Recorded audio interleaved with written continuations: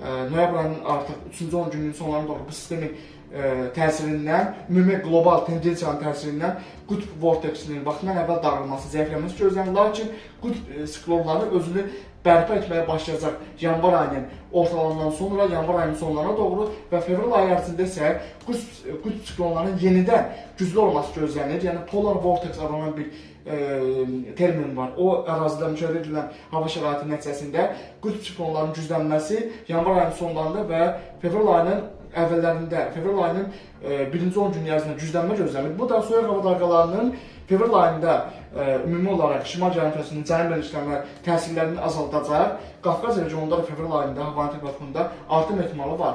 Lakin bu tendensiya əgər real zaman ərzində müşahidə edilərsə, yəni bu proqnoz, bu tendensiya, bu təhlil real zaman ərzində baş verərsə, onda fevral ayında havanın istiləşməsi, əksinə mart və aprel aylarında isə artıq qutb vorteksinin yenidən yaz aylarına doğru təbii olaraq zəifləməsi gözlənilir. Bu da şimalda toplanmış normadan soyuq hava dalğasının 2026-cı ilin mart, aprel və may aylarında tez-tez şimal yarımkürəsindəki cənub enişləri müdaxiləsi nəticəsində ümumi olaraq Şimali Amerikada, Avropada, ümumi olaraq Avrasiya ərazisində, yəni Qafqaz regionuna daxil olmaqla şimal yarımkürəsindəki ümumi ölkələrdə 2026-cı ilin yaz aylarının çoxillik göstəricilərlə müqayisədə tez-tez hava şəraitinin dəyişiklik ehtimalı var. Çünki qlobal tendensiyalar onu göstərir ki, bəyə də bildirdiyimiz kimi, qış vaxtından bir qədər tez gələcək Şimali Amerikaya və Avropa ərazisinə, lakin qışın sonlarının isə